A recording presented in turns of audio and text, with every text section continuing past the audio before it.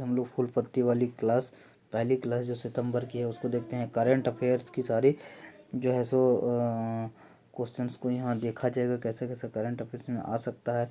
आने वाले RRB exam हो, चाहे एसएससी हो, जीडी हो, या फिर एनटीपीसी हो, सारे में ये सब जो है सो बहुत ही जो है सो महत्वपूर्ण है। तो अक्टूबर माह का हम लोग देखेंगे। उत्कर्ष परिवार जो उत्कर्ष ऐप है, उत्कर्ष क्लासेस है, उसमें जो है सो पढ़ाया जाता है गौरव सर के द्वारा। तो गौरव सर को कौन नहीं जानता है, सारे लोग जानते हैं। तो आइए हम लोग देखते हैं कि एक ऐसा क्वेश्चन बनाया। देखिए फर्स्ट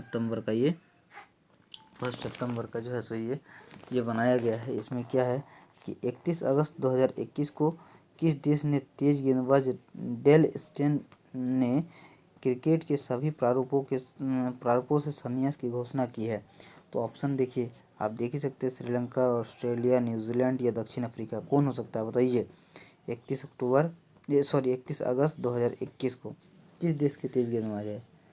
तो आंसर आप देख ही सकते हैं, डी होगा, यानी कि दक्षिण अफ्रीका। क्या है? दक्षिण अफ्रीका। देखिए इसका जो है सो यहाँ पे व्याख्या किया गया कि दक्षिण अफ्रीका के तेज गेंदबाज डेल स्टेन ने 31 अगस्त 2021 को क्रिकेट के सभी प्रारूपों से संन्यास की घोषणा की है। देखिए अगला है 38 वर्षीय तेज गेंदबाज डेल स्टेन ने अपने 17 वर्ष के लंबे अंतराल करियर के दौरान दक्षिण अफ्रीका की ओर से 93 टेस्ट, 125 वनडे और 47 टी20 इंटरनेशनल मैच खेले हैं। उनके नाम टेस्ट में 439, वनडे में 196 और टी20 में 64 विकेट है। दक्षिण अफ्रीका के इस दिग्गज खिलाड़ी को स्टेन गन के नाम से भी जानता है। किसके नाम से? स्टेन गन के नाम से भी जाना जाता है।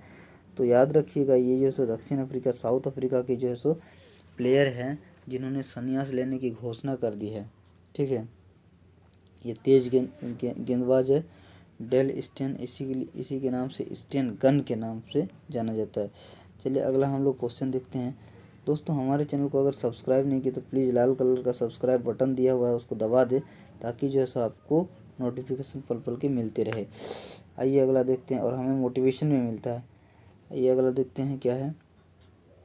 क्वेश्चन है कि वाईफाई ऐप किस मंत्रालय से संबंधित है? कितना क्वेश्चन है, सॉरी वाईफाई नहीं है, माफ़ करिएगा, Y break app Y break app किस मंत्रालय से संबंधित है? होता है कभी कभी, हाँ। तो ये रक्षा मंत्रालय, आयुष मंत्रालय, विद्युत मंत्रालय या जल शक्ति मंत्रालय, किससे है?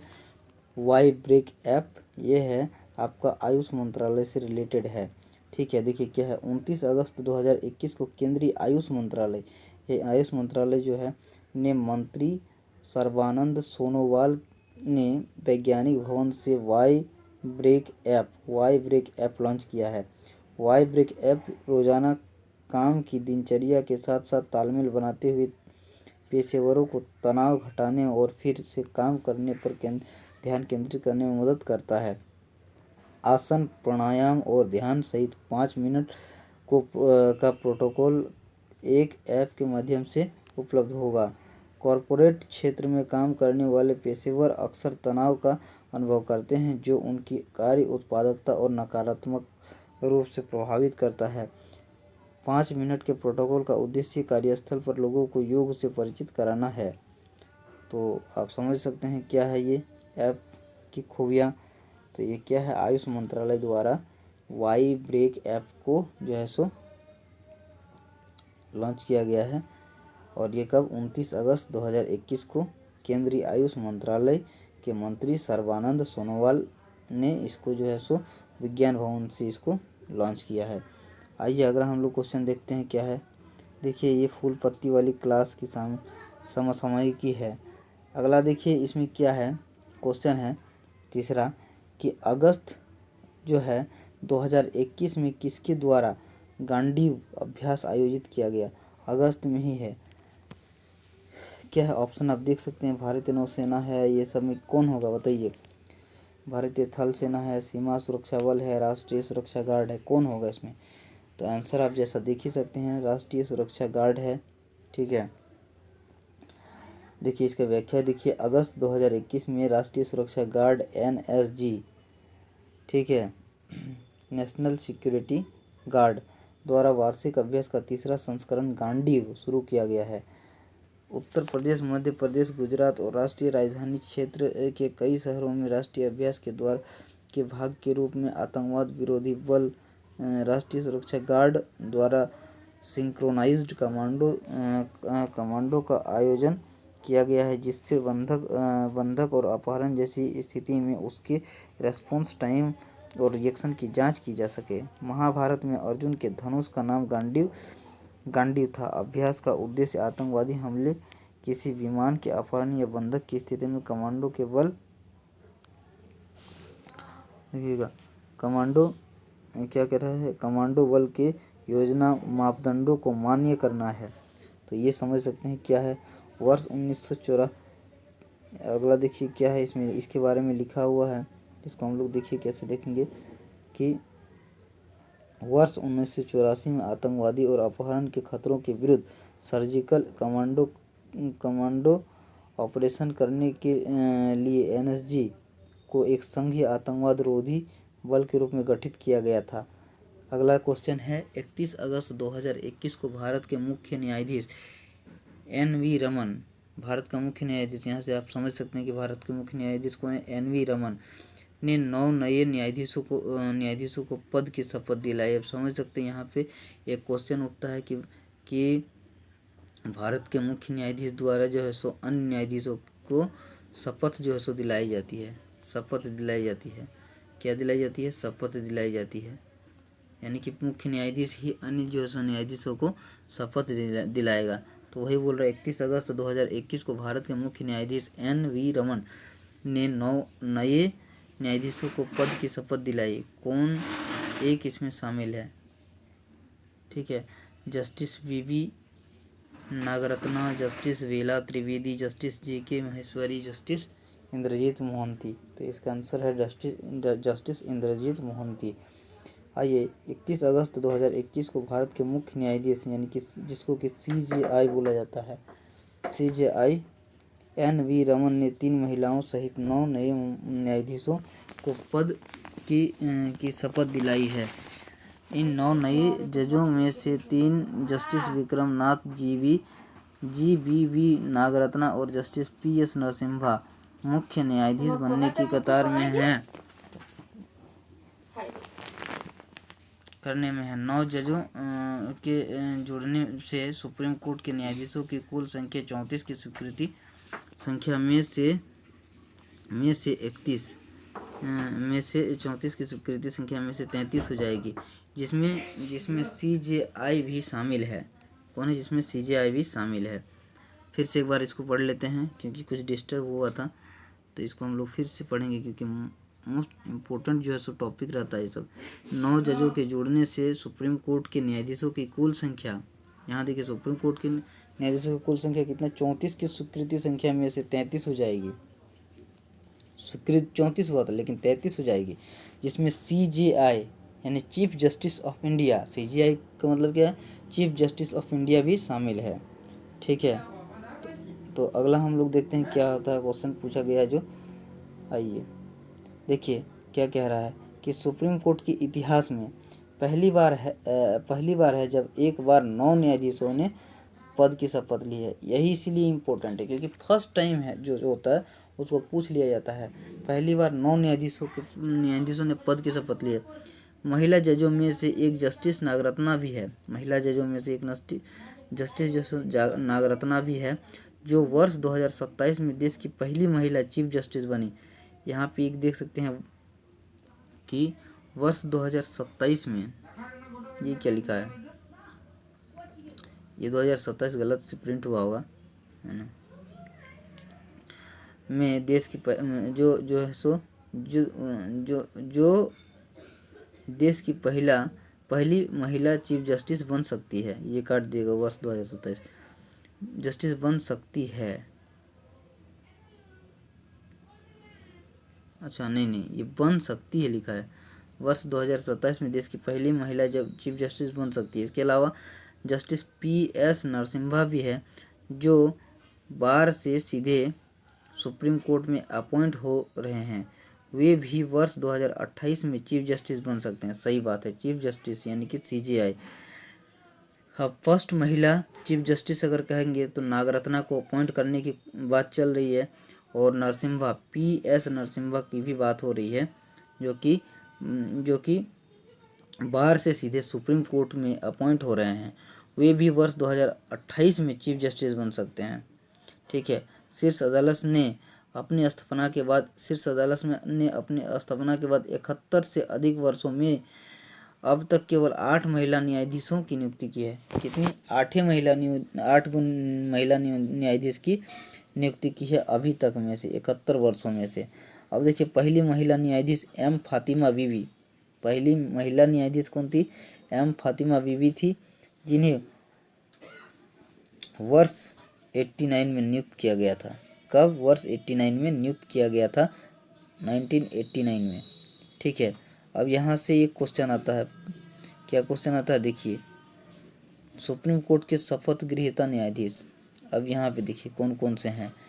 चीफ जस्टिस AS ओका, chief justice Vikram Nath, chief justice JK Maheshwari, जज CT रविंद्र कुमार, जज MM सुदरेश, चीफ जस्टिस हिमा कोहली, जज जस्टिस BV नागरत्ना, जज जस्टिस बेला त्रिवेदी और वरिष्ठ वकील PS नरसिम्हा।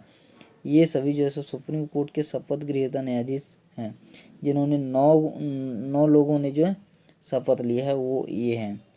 देखिए, चर्चा में अगला क्वेश्चन है, चर्चा में रहा किलाउआ ज्वालामुखी कहाँ स्थित है? तो इंडोनेशिया, अमेरिका, फिलीपींस या इक्वेडोर, ये सब में कहाँ है? तो देख सकते हैं आंसर क्या है, B अमेरिका में है। हाल ही में हवाई के किलाउआ ज्वालामुखी में भूकंप के झटके और क्रेटर के दक्षिणी भाग में जमीन में उभार देखा गया है। देखिए, इसका और व्याख्या देखेंगे क्या है। कह रहा है कि किलाउआ, जिसे माउंट किलाउआ भी कहा जाता है, संयुक्त राज्य अमेरिका के हवाई द्वीप के दक्षिणी पूर्वी भाग पर हवाई जलवायु राष्ट्रीय उद्यान में स्थित है। किलाउआ के पश्चिमी और उत्तरी ढलान के पास के ज्वालामुखी मोनालोआ के साथ विलय होते हैं। यह एक केंद्रीय गड्ढा और पूर्व तथा दक्षिण पश्चिमी दरारों तथा दरारों के साथ फैले गड्ढों की रेखाओं के में लावा विस्फोट से बना एक लंबा गुंबद है। समझ सकते हैं क्या है क्वेश्चन। आइए हम लोग जो है अगला हम लोग क्वेश्चन देखेंगे। देखिए, 1 सितंबर 2021 का ये क्वेश्चन है ना, जो कि हमने बताया है, और ये हमारे फूल पत्ती वाली क्लास करंट अफेयर्स का ही जो है मैगजीन है। ये रामबाण सिद्ध होगा आपके सभी प्रतियोगी परीक्षा के लिए। अक्टूबर 2021 से हमारे चैनल को अगर सब्सक्राइब नहीं किया तो प्लीज़ सब्सक्राइब कर दे। लाल कलर का सब्सक्राइब बटन दिया होगा, उसको ज़रूर से ज़रूर दबाएं, कस के दबाएं, ताकि जो है आप तक नोटिफिकेशन जो है सबसे पहले पहुँचे। आइए अगला हम लोग देखते हैं क्या है क्वेश्चंस जो कि पूछा गया है। देखिए क्या है, दिसंबर 2020 में इसे क्रेटर में विस्फोट हुआ, जिसे 10 हूवर बंदूक को भरने के लिए पर्याप्त लावा, वो पहले वाले क्वेश्चन का ही लावा झील बन गई या विस्फोट में। चलिए अगला क्वेश्चन देखते हैं। हाल ही में जानी मानी शख्सियत बुद्धदेव गुहा का निधन हो गया। ये बुद्धदेव गुहा कौन से दिखते हैं, है ना, वो किस क्षेत्र से संबंधित थे? तो लेखन, सेना, मेडिकल या अंतरिक्ष। तो ये किससे संबंधित थे? लेखन से। चलिए देखते हैं कौन से इन्होंने लेख लिखा है। 29 अगस्त 2021 को माधुकरी जैसी कई उल्लेखनीय रचनाओं के रचयिता बंगला लेखक बुद्धदेव गुहा का 85 वर्ष की उम्र में निधन हो गया है। उनके उपन्यासों और लघु कथाओं की आलोचकों द्वारा अत्यधिक प्रशंसा की गई है और उन्हें कई पुरस्कारों से सम्मानित किया गया है, जिसमें वर्ष 1976 में आनंद पुरस्कार है। उसके बाद शिरोमन पुरस्कार और शरद पुरस्कार भी शामिल है। उनकी महत्वपूर्ण कृतियों में कोयलर कच्छे, कोयले नदी के पास और सोबिनॉय निवेदो विनम्र भेंट शामिल है। ठीक है, अगला हम लोग देखेंगे क्या है। तो अगला है, देखिए उनकी 2 कृतियों बाबा होवा यानी बीइंग अ फादर और स्वामी होगा यानी बीइंग अ हस्बैंड एक पुरस्कार विजेता बंगाली फिल्म डिक्शनरी भी बनाई गई थी। अच्छा, इसके अलावा बुद्धदेव गुहा एक सफल चार्टर्ड अकाउंटेंट, प्रसिद्ध शास्त्रीय संगीत गायक और कुशल चित्रकार भी थे। अगला क्वेश्चन देखिए, चर्चा में रही बीएच सीरीज क्या है? भारतीय हीरे की 21वीं अंतरिक्ष मिशन, नई वाहन पंजीकरण श्रृंखला या टेस्ट क्रिकेट सीरीज कौन है? तो देख सकते हैं आंसर में नई वाहन पंजीकरण श्रृंखला है जो है बीएच सीरीज। देखिए क्या है ये, सड़क परिवहन और राजमार्ग मंत्रालय ने 26 अगस्त 2021 को वाहनों के निर्बाध हस्तांतरण की सुविधा हेतु भारत श्रृंखला यानी बीएच सीरीज के तहत नए वाहनों के लिए नई वाहन पंजीकरण श्रृंखला पेश की है। भारत के किसी राज्य से अन्य राज्यों में हस्तांतरित होने पर वाहनों का पुनः पंजीकरण की बोझिल प्रक्रिया पर ध्यान में रखते हुए केंद्र सरकार ने नई भारत सीरीज पंजीकरण चिन्ह योजना शुरू की है, जिसके तहत अगर व्यक्ति भारत के किसी भी दूसरे राज्य में जाता है तो उसे उस राज्य में क्या करना होगा? अपने वाहन के लिए नया पंजीकरण नंबर प्राप्त करने की आवश्यकता नहीं होगी। समझ में आया? अब Bharat series BH series Bharat में एक राज्य से दूसरे राज्य में जाने के दौरान वाहनों के निर्बाध हस्तांतरण और पुनः पंजीकरण की सुविधा हेतु सड़क परिवहन और राजमार्ग मंत्रालय द्वारा वाहन पंजीकरण के लिए जारी एक आईटी आधारित समाधान है। यह पंजीकरण सुविधा रक्षा कर्मियों, निजी संगठनों, सार्वजनिक क्षेत्रों के उपक्रमों यानी कि पीएसयूज, केंद्र या राज्य सरकारों के साथ ही निजी क्षेत्र की कंपनियों में काम करने वाले ऐसे व्यक्तियों के लिए उपलब्ध होगी जिनके 4 या अधिक राज्यों में केंद्र शासित प्रदेशों में कार्यालय है। इस योजना के तहत मोटर वाहन कर 2 साल या 2 के गुणक में लगाया जाएगा। इसी तरह 14वां साल पूरा होने पर बाद सालाना मोटर व्हीकल टैक्स लगेगा। अगला देखिए क्वेश्चन क्या है, 8वां नंबर क्वेश्चन देखते देखते हम लोग आ गए हैं। देखिए क्या है, चर्चा में रहा वेस्ट नाइल वायरस पहली बार किस देश में पाया गया? चीन, रूस, केनिया या युगांडा? देखिए युगांडा, आंसर में युगांडा है। हाल ही में रूस ने इस शरद ऋतु में वेस्ट नाइल वायरस यानी कि वेस्ट नाइल वायरस जिसको कि WNV के संक्रमण से में प्रभावित वृद्धि की चेतावनी दी थी, क्योंकि हल्का तापमान और भारी वर्षा इसके वाहक मच्छरों के लिए अनुकूल परिस्थितियों का निर्माण करती हैं। वेस्ट नाइल बुखार के 80% से अधिक मामले दक्षिण पश्चिमी रूस में दर्ज किए गए हैं। वेस्ट नाइल वायरस क्या होता है? यह एक सिंगल स्ट्रेंडस RNA वायरस है जो वेस्ट नाइल बुखार का कारण बनता है। वायरस फ्लेविरिडे परिवार का सदस्य है, जिसमें जीका वायरस, डेंगू वायरस, साथ ही पीला बुखार वायरस भी शामिल है। यह वायरस मुख्य रूप से मच्छरों के माध्यम से ज़्यादातर क्यूलेक्स की प्रजातियों द्वारा फैलता है। अगला देखिए क्या है, WNV को पहली बार वर्ष 1934 में युगांडा के वेस्ट नाइल जिले में एक महिला में पाया गया। इसकी पहचान 1953 नील डेल्टा क्षेत्र में पक्षियों, कौवे और कोलम्बिफॉर्मिस में की गई। तो देखिए आज ये सितंबर का जो है सो अक्टूबर सितंबर जो होता है उसमें जो है सो आज जितने भी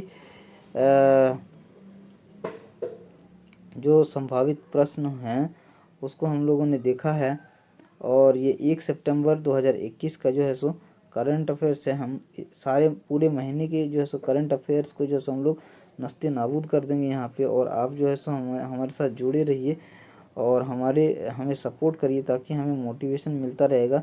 एक सब्सक्राइब बटन है, हमारा टारगेट है कि सब्सक्राइब बटन को दबा दे ताकि जो है सो हम जो है सो 50 सब्सक्राइबर तक अभी पहुंच जाएं। तो जल्द से जल्द हमें हमारे टारगेट को जो है सो अचीव करने में मदद करिए। 50 सब्सक्राइबर बनने पे हम जो है सो आपको स्पेशल वीडियोस और स्पेशल सुविधाएं जो है सो आप तक पहुंचाएंगे। हमारे साथ बने रहने के लिए बहुत बहुत धन्यवाद।